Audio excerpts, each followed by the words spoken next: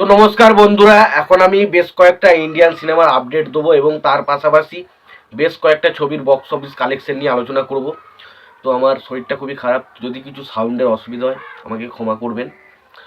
তো তার আগে প্রত্যেকটা বন্ধুকে অনুরোধ করে রাখবো, যদি চ্যানেলটায় নতুন হয়ে থাকেন অবশ্যই চ্যানেলটি সাবস্ক্রাইব করে নেবেন, আর যদি ভিডিওটি পছন্দ হয় অবশ্যই ভিডিওতে একটা লাইক কমেন্ট শেয়ার করবেন। তো প্রথমে আমি আসি বক্স অফিস কালেকশন নিয়ে। তো প্রথমে আমি বুমেরাং, অযোগ্য এবং অথৈ এই ছবিগুলোর আজকে 11 নম্বর দিন এবং 11 নম্বর দিন সোমবার। তো সোমবারে কেমন কি রেসপন্স ছিল সেই বিষয়ে কথা বলে নিই। তো দেখুন, সোমবারে যে রেসপন্সটা আমরা দেখতে পাচ্ছি সেটা কিন্তু খুব খারাপ নয়, তবে যেহেতু একটু ঈদ ছিল, ছুটির মরশুম ছিল, তো সুতরাং এটা থেকে আরও বেশি এক্সপেকটেশন ছিল, কিন্তু সেটা কিন্তু হয়নি।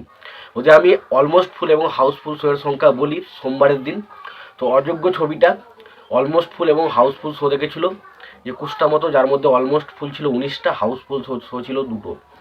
এবার যদি আমি বুমেরাংয়ের কথা বলি, তো বুমেরাং ছবিটা 11টা মতো শো, যেটা অলমোস্ট ফুল এবং হাউসফুল দেখেছে।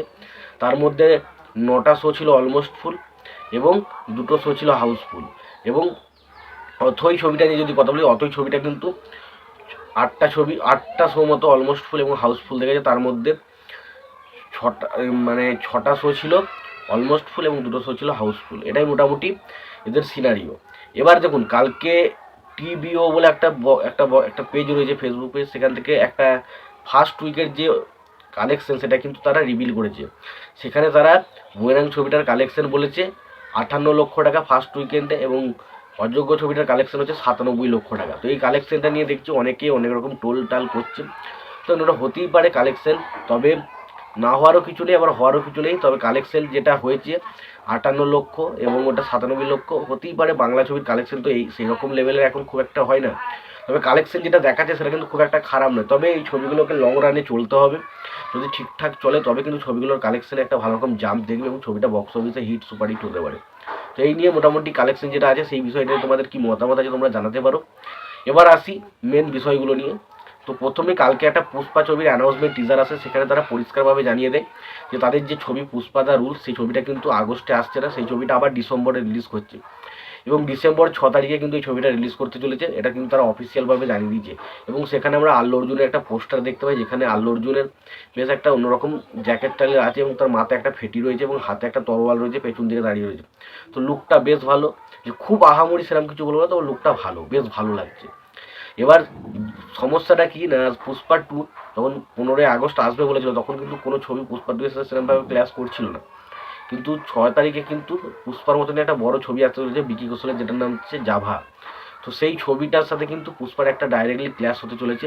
তো অনেকে মনে করছে হয়তো বিকি কৌশল এখান থেকে পেছোতে পারে, তবে একটা কথা বলি, বিকি কৌশল কিন্তু এর আগে অ্যানিমেল ছবির সাথে ক্ল্যাশ করেছে, সুতরাং সে কিন্তু ক্ল্যাশে কিন্তু খুব একটা পেছোয় না।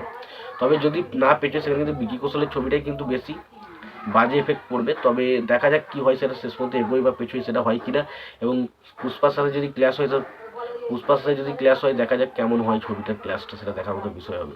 তো এটাও কিন্তু বিকি কৌশলের কিন্তু বিরাট বাজেটে একটা বিরাট অ্যাকশন থ্রিলার ছবি, দেখা যাক ছবিগুলো কেমন হয়।